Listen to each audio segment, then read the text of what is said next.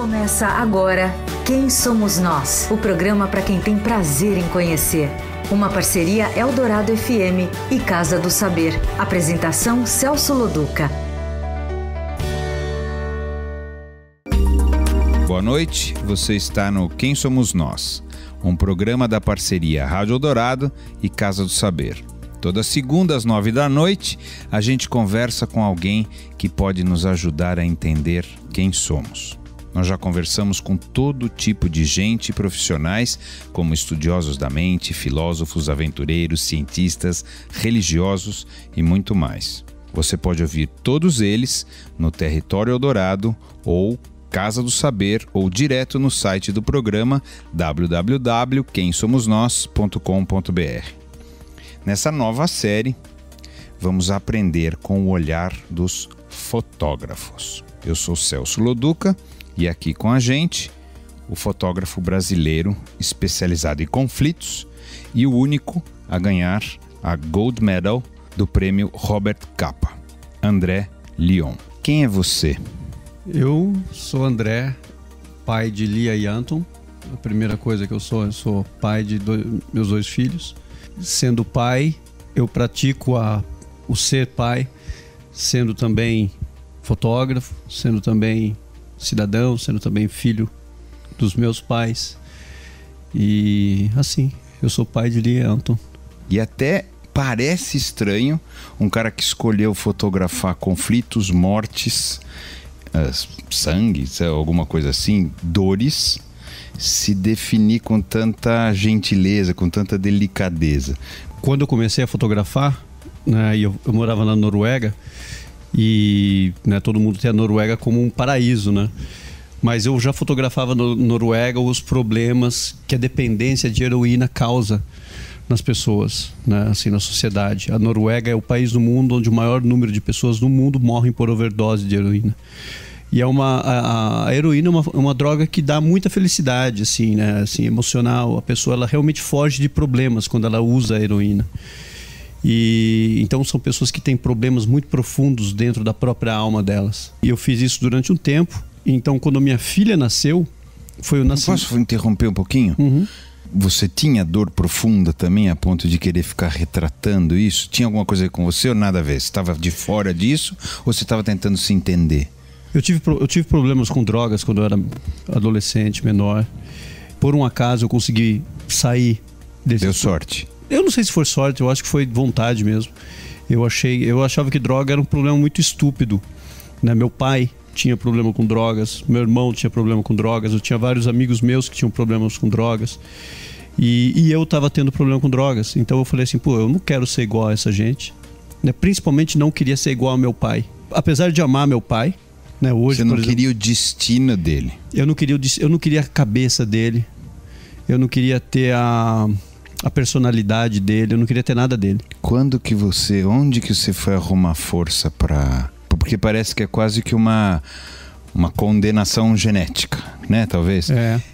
Tem muita gente até que diz isso, né? Que existe uma predisposição genética ao vício, seja ele o que for. Onde que você foi buscar força para falar, eu vou fazer um outro caminho? Eu não sei. Eu nunca busquei força. O que aconteceu? Não teve nada? Uma coisa que falou, eu vou ser outra pessoa e não a pessoa que eu estou destinado a ser? Assim, muitos amigos meus morriam. Você vai se envolvendo não só com a droga, mas também com o crime em volta à droga. E morri. Eu acho que eu nunca fui uma pessoa ruim. Porque para você se envolver com o crime, no final das contas, eu acho que você tem que ser ruim mesmo. Sabe? Tem que ter alguma coisa de ruindade, de malvadeza mesmo na pessoa. E eu não tenho essa coisa. Você não se sentia... Eu não me sentia malvado o suficiente para, né? E aí... Mas então você fugiu de medo? De medo, pode ser medo. Eu acho que medo pode estar dentro dessa coisa. E curiosidade, sabe? Eu tinha curiosidade, por viajar, eu queria conhecer, então, mas eu não tinha dinheiro, venho de uma família muito, muito, muito pobre. A casa que eu nasci é do lado do Lixão, em Botucatu. Isso te marca também? Marca, mas não me traumatiza. Pode ser que um dia eu tenha um câncer que saia no corpo por causa daquilo que eu respirava, mas aí é outra coisa. Não é por trauma. Mas enfim, e eu queria viajar, eu viajava, eu pedia carona, eu trabalhava. Pelo Brasil? Eu pegava carona, né? Ia pra estrada, na beira da estrada. Que época é isso? Início da década de 90, 89, 90. Você tem quantos anos, né? 40. Então eu não tinha dinheiro nenhum, eu saía sem dinheiro, né? Com um pouco de roupa. Zero de dinheiro. Cara de pau. Cara de pau, cara de pau. E o que você estava procurando? Os quilômetros avante, entendeu? Quantos quilômetros eu podia chegar avante. Eu só não estava me encontrando onde eu estava. Teve uma vez, né, que o Oswaldo Montenegro, ele foi fazer um show em Botucatu. E ele falou que tinha um grupo de teatro. Eu falei, teatro é uma coisa legal. Acho que eu vou fazer teatro lá em São Paulo com ele. Aí vim pra cá de carona, sem saber nada, sem ter lugar pra morar, sem dinheiro, sem nada. E fui fazer o curso lá com o Oswaldo Montenegro. Né? Tipo, só que não era ele, era o irmão dele, um outro amigo dele que dava esse curso. Você bateu na porta e falou, quero fazer um curso. Tinha que pagar, né? Minha mãe me deu dinheiro pra fazer a inscrição e tal. Aí eu fiz esse curso, foi um curso de 1 mês. E aí eu não tinha mais lugar pra morar, não tinha mais lugar nenhum. Aí eu fiquei morando um pouco na Praça da República, né? Dormindo lá na Praça da República e tal. E aí eu conheci várias pessoas e tal. Na praça, à noite. O pessoal que dorme lá. Na época também conheci Plínio Marcos, que nós conversávamos muito. Né? Ele morava ali perto e vendia livros e tal. E me inspirou e tal. Aí eu falei, uau, você é o Plínio Marcos? Cara, legal, né? Então foi a primeira pessoa que realmente, né, eu conversei e deu algumas dicas. Eu falei, eu acho que a pessoa pode ser diferente, pode ser quem ela quer ser e ainda assim ser uma pessoa legal, né? Porque eu achava assim que eu fosse virar um mendigo, um vagabundo, Você achava mesmo? Era o que em Botucatu todo mundo era. Quem não era normal era isso. E aí com o Plínio eu falei, ele é mais ou menos isso. Ele é esquisito, mas dá pra fazer uma coisa bacana, um cara né? De cabeça e tal. Isso. É aquela época que ele andava de chinelão, né? Barrigudo, vendendo livros, isso. E nos identificamos muito. E você fazia nada? É isso? Eu não fazia nada. Eu fazia pulseirinha. Hippie lá da Praça da República, aquelas coisas. Mas eu não vendia nada, porque eu não sabia. Era ruim o que você fazia. Eu era ruim naquilo. Eu era muito ruim naquilo. Hippie ruim em pulseirinha também não funciona. Demais, né? Não. Aí eu ia para Maresias de carona. Em Maresias eu peguei o meu trauma, por exemplo. Tem um trauma de Maresias que até hoje não sara. É trauma de banana. Eu não consigo comer banana. Porque você só comia banana. Eu comia banana, cara. Eu passava assim muito tempo comendo banana e hoje eu vomito se eu comer banana. Mas naquela... Vamos tentar entender. No final, você tinha uma força aí para poder sair de onde você estava, buscar alguma coisa que você estava procurando, tá certo? Aí você foi e fez o curso de teatro. Faz o curso de teatro, não adiantou nada. Você devia ser ruim também como ator, muito provavelmente. Ruim. Muito ruim. Né? Ruim como hippie, ruim como ator. Aí... eu sou exagerado. Tinha um exercício lá que era de estátua. Então ele apagava a luz e acendia a luz. Todo mundo tem que estar em estátua, né? E aí, mas ele falava assim, vocês têm que fazer uma coisa que ninguém faz. Aí eu falei, vou plantar bananeira. De estátua. É ótima ideia. É ótima ideia. Entendeu? Eu vou plantar bananeira, né? Então eu sou exagerado. Eu exagerava e não funcionava a coisa. Bom, aí você ficou na Praça da República, foi pra Maresias, se encheu de banana. Exato. Tem a Ojeriza Banana. Como é que você sai do Brasil? Você assaltou um banco? O que você fez? Porque da Praça da República para ir para... Como é que você fez isso? Então, aí em Botucatu, eles reformaram o Teatro Municipal. E aí o Teatro Municipal não tinha quem levar não tinha peças, não tinha nada para fazer lá. E eu queria assistir peças de teatro aqui em São Paulo, mas eu não tinha uma desculpa e nem dinheiro para ir ver. Aí eu ligava para essas peças de teatro e falava assim, eu sou um produtor lá de Botucatu, eu posso ver a tua peça? Para poder levar. Exato, aí tu não vem. Daí eu assistia todas as peças de teatro aqui em São Paulo. E aí, no final, eu acabei levando realmente peças de teatro para Botucatu. Corri atrás dos patrocínios. Isso muito novo. Isso muito, muito novo, né? Que é quanto? 18, 19 anos, né? Aí teve uma peça com o Neila Torraca, que era ele... Eu não lembro com quem que era, mas era a direção do Gerald Thomas. Chama Quartet. Que era assim, o mundo tinha acabado e só 2 açougueiros tinham sobrevivido dentro de um frigorífico, né? Cheio de carnes. Então eles, né? Faziam sexo com a carne e tal. E Botucatu é uma cidade muito pequena, muito pequenininha. E eu tinha 19 anos, era meu aniversário. E eu lembro que o Rotary Club em Botucatu. Que é super conservador. Patrocinou a vinda da peça, né? Daí quando teve a peça, eu vi aquele monte de gente, né, saindo do teatro.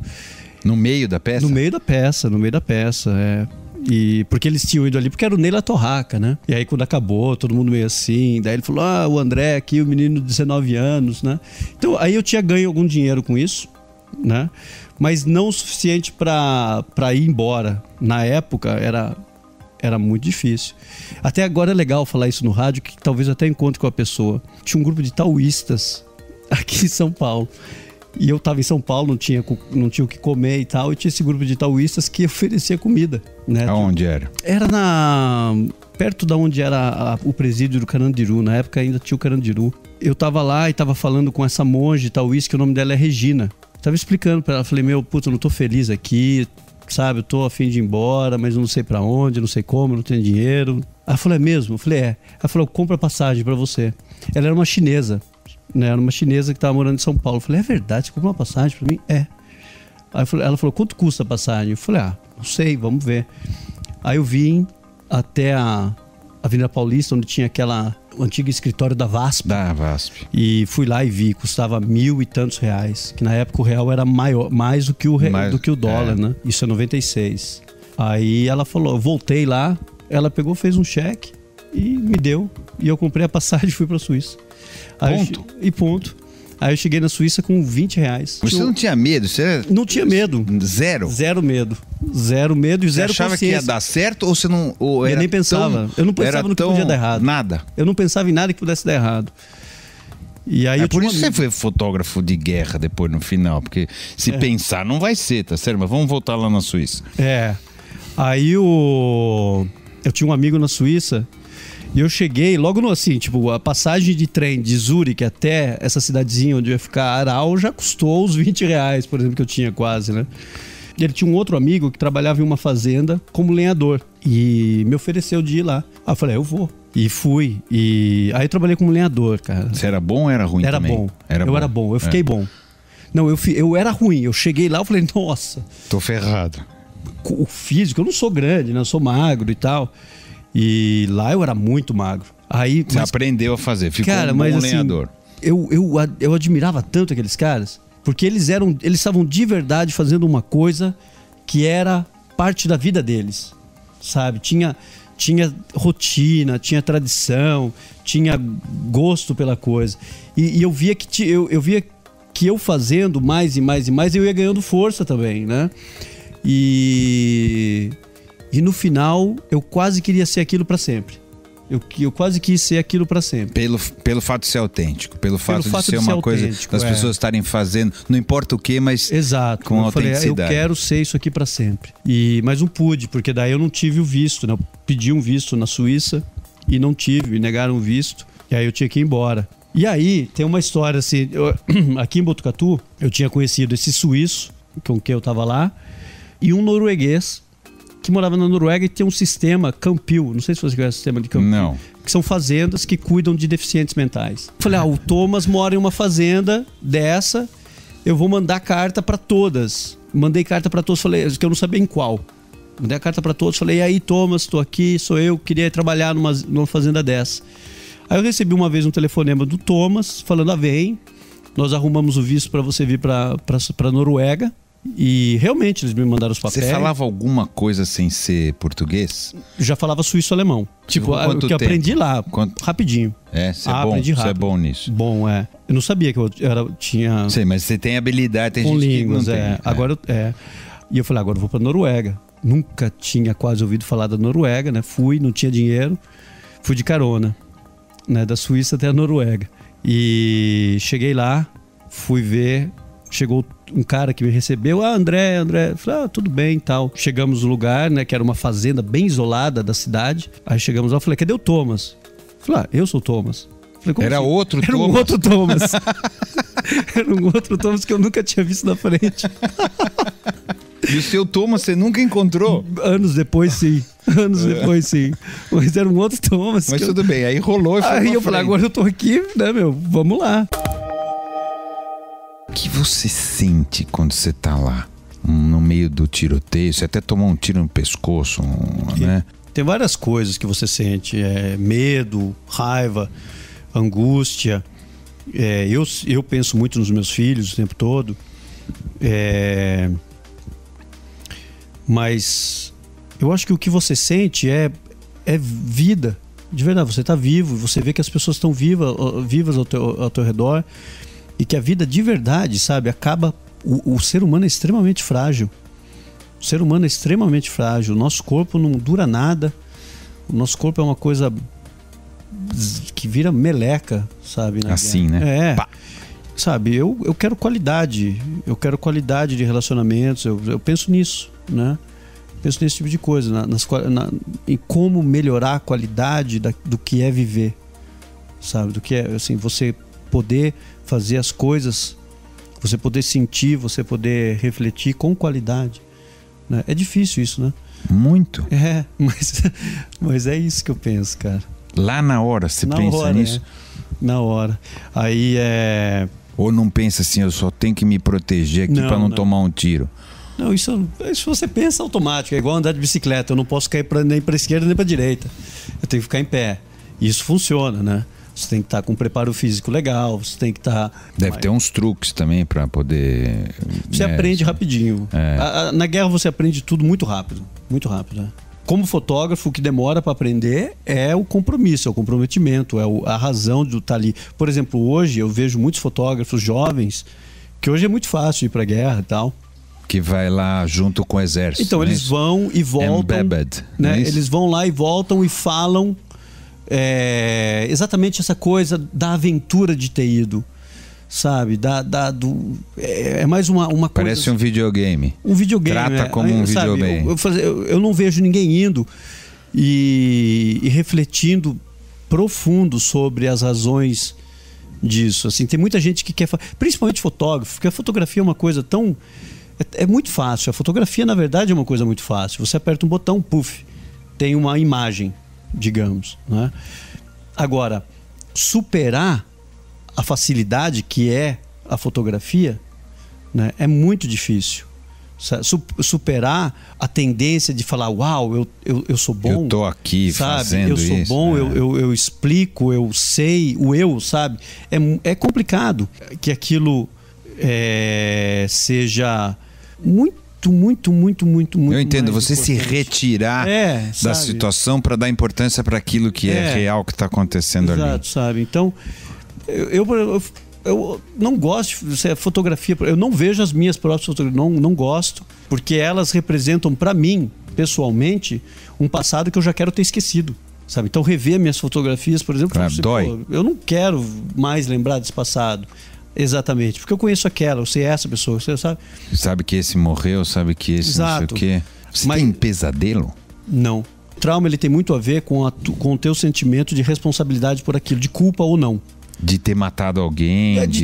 Daquilo que você está fazendo ser certo ou errado, né? Se você acha que aquilo que você está fazendo ali tem alguma possibilidade de ser errado, eu acho que entra, né, essa questão do trauma e tal. Mas eu não tenho essa questão comigo. Eu sei que o que eu estou fazendo ali é certo. No levante contra o Gaddafi lá. Isso. Né? Aí eu estava com um grupo de amigos meus, né, de fotógrafos, e eles morreram, né? Eram amigos? Assim, 2 eram. Mas os que sobreviveram eram, assim, eles eram em 4. 2 eram amigos meus, muito próximos, e sobreviveram. Estavam muito feridos. Os 2 que morreram, um deles era um bom amigo, o outro eu sabia quem era, mas eu não era um amigo. Foi assim, um pouco antes deles morrerem, nós estávamos todos juntos, e eu já estava em Misurata há mais ou menos 3 semanas, sozinho. Eu cheguei em Misurata, fui o primeiro a chegar em Misurata quando não tinha ninguém lá, só a guerra mesmo, né? Uma curiosidade, como alguém chega num lugar de guerra? Então, Misurata foi difícil. Misurata, por exemplo, estava isolada, e eu cheguei lá, tinha um barco dos rebeldes, um barquinho pequeno, levando armas. Então, mas você fala, oi, eu sou um fotógrafo. Porque, né? Você não pega um avião e fala, eu quero descer lá em Misurata que está em guerra. Exato. Tá certo? Então, você fala, oi, eu sou um fotógrafo. E eles acreditam? Acreditam, É estranho. Não, porque você todo podia mundo ser lá é qualquer líbico, outra só você coisa. que é brasileiro. Não, né? eu sou um fotógrafo, eu quero lá retratar vocês. E fala, tá bom, entra aqui no nosso barco cheio de armas. Não é assim tão fácil. Foi assim, na época, eles não queriam deixar saber que estavam levando armas para Misurata. Não era secreta para o público. Todo mundo sabia que estava indo armas para Misurata, mas ninguém sabia exatamente a rota.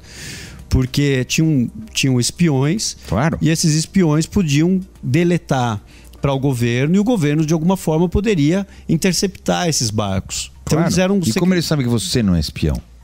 Na verdade, eu estava caminhando perto do porto. Lá no fundo, eu vi esse barquinho e os caras colocando umas caixas nesse barquinho. Eu falei, cara, eles estão colocando armas. Aí eu tentei ir para lá. Aí eles não deixaram eu entrar onde podia entrar. Eu falei assim, daí eu usei um negócio, falei assim, em inglês e tal, que na época de Gaddafi, tudo era segredo. Agora Gaddafi estava morto. A gente estava lutando contra Gaddafi, então o segredo acabou. E pegou, vai. Falei, fui, eu cheguei até lá. Aí o cara, eles me viram, né? Falaram assim, o que foi? Falei, só, eu sei que vocês estão indo para Misurata, me leva com vocês. Não pode. Falei, não, me leva. Nessa hora, eu falei a coisa com completamente impulso. Um impulso, assim, eu tava com a minha máquina fotográfica, por sorte. A minha máquina fotográfica, o meu computador, que eu tinha ido num outro hotel que tinha internet para mandar foto, né? Eu tava com o meu equipamento básico, né? Mas não tinha roupa, não tinha nada. Aí eu falei, tá bom, vamos. Você entrou e foi? Entrei e fui. Foram quase 3 dias no meio do mar. 3 dias e 3 noites no meio do mar. Terrível, viagem terrível. Daí eu cheguei em Misurata. Corta, vamos voltar lá pros seus amigos. Então, aí quando nós estávamos, né, nesse lugar, eu já estava lá 3 semanas. Teve uma hora que ficou tudo quieto. Era mais ou menos 1 da tarde. Tudo ficou quieto. Que era sempre assim. Tudo ficava quieto mais ou menos 1 da tarde e tal. Que era a hora onde mais ou menos os dois lados se recarregavam. Né? Os dois lados se recarregavam. Por exemplo, imagina assim, se você é uma luta de boxe, se no round, né, passado você estava perdendo pontos, você já começa no segundo batendo para recuperar claro. Ponto. Então era aquela coisa, quando o sino batesse de novo, eu sabia que a gente ia tomar muita bomba, porque os rebeldes... Os caras precisavam... precisavam, né? E eu falei para eles, vamos embora porque aqui vai ficar ruim. E eles não foram embora. Eu falei, tchau. Porque numa hora dessas, você tem que realmente decidir pela tua vida ou pela vida de uma outra pessoa. E forçar a outra pessoa a tomar uma decisão ali é idiota. Não, até porque não... você não consegue. E eles tinham acabado de chegar. Eles tinham chegado há 2 dias. Era o primeiro dia que eles estavam vendo aquilo. E Misurata era uma coisa fabulosa. Assim, a guerra, a gente estava do lado das coisas acontecendo. Isso é fabuloso, porque é muito difícil isso acontecer. Sabe? Você realmente fala, uau, eu tô fotografando há 10 anos. É um medo desgraçado isso aí. Então, mas é fabuloso no sentido de que você tá vivendo. Por exemplo, sabe? Imagina um médico, neurocirurgião, que tá fazendo a primeira operação complexa da vida dele. Eu entendo isso, por um lado. Você entendeu? Por que o cara ele tá abrindo a primeira cabeça de uma criança, que ele vai usar a primeira vez a técnica que pode salvar a vida de milhões no futuro. Você entende? Assim, eu entendo a sensação. Então, assim, é isso. Era isso que a gente estava fazendo. Em nenhum momento você falou assim, eu não quero mais isso. Agora, eu já falei, eu não quero mais isso. Primeiro, a questão dos meus filhos, né? Segunda, a questão que eu realmente agora não quero morrer. Porque tem filhos? Não. Não? Não.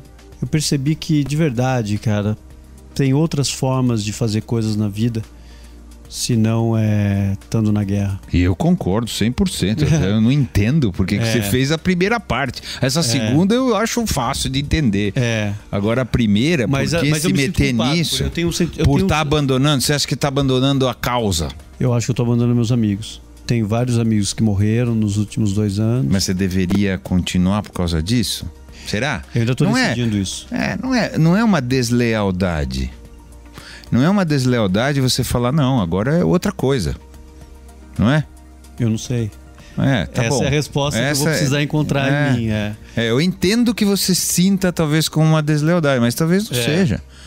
A relação que você cria com essas pessoas é uma relação muito forte. Eu imagino. É uma relação... Porque é uma coisa limite. Por exemplo, teve esse meu amigo que chegou ferido no hospital, um dos que sobreviveram, né? Ele estava consciente e os outros 2 estavam mortos, assim, do lado. Eles estavam tentando de toda forma ressuscitar ele, não conseguia. E esse meu amigo estava calmo. Eu virei para ele e falei, como é que você tá? Não, eu tô bem. Aí eu olho, o intestino dele estava quase todo para fora. E ele não tinha sabia. Percebido. Ele não tinha sabia. percebido. Ainda bem. Ainda bem, né? E aí eu olhei e falei, então tá bom. Então fica firme aí. E aí o outro falou, não conta pra minha mãe. Eu falei, nossa. Eu falei, eu vou ter que contar pra tua mãe, meu amigo. Entendeu? E o que você tá pensando em fazer, então? Por exemplo, o Brasil hoje tem muitas coisas para serem fotografadas. Agora, por exemplo, eu estou trabalhando num projeto sobre delinquência juvenil. Eu já comecei a me dedicar a esse projeto o ano passado, mas agora... Aqui no Brasil. E agora eu quero me dedicar mais, porque, por exemplo, o Brasil, né, é um país que deixa tanta gente para trás. O jovem brasileiro, ele está tão, né, sozinho, desde a hora que tem gente que já nasce sem dignidade, sabe? Nascer num hospital ruim, já oferecer dignidade a um cidadão depois da primeira hora dele no mundo, talvez já seja tarde, sabe? Se a mãe dele já não teve um pré-natal legal, se ela já não teve uma gravidez legal. Ao mesmo tempo, eu li, assim, eu vou falar hoje, mas não é hoje, mas eu li que o Brasil nos últimos tempos foi um dos países que mais conseguiu diminuir a desigualdade do mundo. Eu concordo. O que também é, assim, estamos longe do que poderia ser chamado de justiça, mas estamos caminhando, não é? Isso tudo, né, são estatísticas, né? Então, estatísticas, elas mudam de um país para o outro, né? Como eles interpretam a estatística. Mas é óbvio que o Brasil, sabe, se você tem 2 grandes problemas, se você resolver você já resolveu 50%. Já, né? Então, assim... Não, claro. Mas agora, assim, nós temos muito problema. Então, nesse sentido, você não precisa da guerra para tocar nessas questões. Então, eu quero entrar em aspectos também de como é que a sociedade se comporta, de como é que a sociedade estimula a violência. Na própria sociedade, nós, né? Várias coisas assim. Auriana, você acha que essa sua sensação de abandono aos amigos tem alguma relação, você se sente de alguma maneira ter exercido alguma influência para que eles seguissem esse seu caminho? Eu acho que sim. Eu acho que, tipo, eles, né, posso ter influenciado eles, como eles também me influenciaram muito, né? E como você vê, por exemplo, só de agora eu estar me sentindo que eu deveria estar lá, é por influência deles também, entendeu? Então a gente se influencia. E são pessoas que, de verdade, são pessoas que eu sei que estão fazendo aquilo porque elas são boas. Por exemplo, agora eu tenho 2 amigos que em setembro do ano passado foram sequestrados na Síria. 2 dos últimos, porque também tem outros, né? Mas esses 2 foram os 2 últimos. São 2 espanhóis, o jornalista Javier e Ricardo, né? O Ricardo é fotógrafo. E são pessoas, por exemplo, Javier, ele tem filhos pequenos, sabe? É um pai ótimo, é um pai maravilhoso para os filhos dele, um marido legal, a mulher dele também é jornalista, por sorte, então eles se entendem e tal. E o Ricardo é uma das pessoas mais lindas que eu já encontrei na minha vida, assim, que, sabe, se dedicam àquilo. E a gente se influencia, porque a gente sabe o preço. Você ser sequestrado no lugar dele não é a solução também. Você tá lá para ser sequestrado. Eu entendo o teu sentimento de trair o time, mas também não resolve. Não é isso? Olha, existem poucos fotógrafos de guerra, ou jornalistas de guerra, não fotógrafo é bobagem dizer, mas jornalistas de guerra que ficaram velhos, né, que sobreviveram tanto para ficar velho. Eu talvez sobreviva como aquele que não foi mais, mas conta um pouco, talvez. Agora, o ano passado, em agosto, eu fui para o Congo, e no Congo eu peguei uma malária cerebral que quase me matou, né? Eu fiquei 2 semanas no hospital, fiquei 3 dias em coma no hospital. E depois disso eu ainda tô me recuperando ainda hoje. Mas sei lá, entendeu? Deixa pra lá. Você gosta do ser humano, é isso? Eu gosto. Você acredita? Muito. Depois de ver os caras se matando, jogando bomba, Tudo. depois de ver as pessoas se matando nas drogas, É. você acha que o ser humano é um negócio bacana? E a prova disso são meus 2 filhos, meu. Sabe? A prova disso são os meus 2 filhos. Eu vou encerrar fazendo uma pergunta que resume um pouco. Então, quem somos nós, seres humanos? Nós somos os seres, o que existe hoje, que tem o privilégio de entender, de questionar o que está acontecendo, né? de tocar a natureza. Sabe? Nenhum outro ser pode tocar a natureza. Nós podemos. Sabe? Nós podemos tocar a natureza e falar, eu estou tocando a natureza. Sabe? Eu estou tocando a vida de forma profunda. Nenhum outro ser tem esse privilégio. Só nós, assim. O golfinho não tem? Não tem. O golfinho, ele... O elefante não tem? Não tem. Eles vivem da natureza, né? Eles são a natureza, sabe? Nós temos a consciência, sabe? De até limpar a mão quando ela suja, sabe? Nós temos a consciência até de não querer aquilo, né? Mas nós não estamos indo muito bem com a natureza. Então, infelizmente não. Né? Porque que consciência aí é essa que a gente tem que a gente não trata muito bem dela? Então, a consciência, ela existe. O problema é a nossa relação com a consciência. Então, se nós melhorarmos a nossa relação com essa consciência de que nós, sabe, se eu colocar minha mão aqui, eu posso realmente sentir e eu posso decidir de colocar a mão lá e sentir uma outra coisa, enfim, nós melhoramos essa consciência, né? Agora, eu acho que religiões, preconceitos pioram. Existe Deus, você acha? Eu não acho que exista Deus. Não. Tá bom. Não acho. E ótimo, tá bom.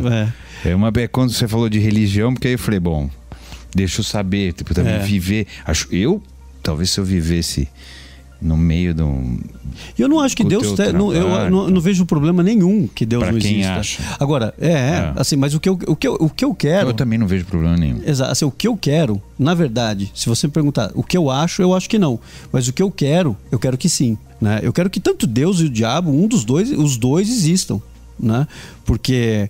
Alguém que ponha ordem nisso aqui. Não. Alguém que eu encontre depois e dê um murro no nariz. Sabe, entendeu? Que fez tudo errado. Porque tá deu errado. Se tem Deus, ele fez errado. Se tem diabo, ele também tá dando errado. Tem tá culpa, certo? Entendeu? Então, um ou outro eu vou poder chegar e falar assim, meu amigo, e aí? Pô, pisou na bola. Né? Eu não tenho medo de um ou do outro. Então, seria muito bom eu poder falar assim, calma, só não chegou a hora de eu encontrar o culpado. Vou repetir. Quem somos nós, André? É o ser que tem o privilégio de entender que nós existimos. Só isso. Que nós podemos tocar a natureza, que nós podemos ser. Muito obrigado. Obrigado por você ter botado o coração no nosso papo, como você bota em tudo que você faz, de verdade. Valeu. Obrigado, de verdade. E com o bate-papo de hoje, com André Lyon, a gente encerra a série de programas com os fotógrafos. Você pode ouvir todas as edições anteriores no www.quemsomosnós.com.br. Você ouviu Quem Somos Nós? Uma parceria Eldorado FM e Casa do Saber. Apresentação Celso Loduca.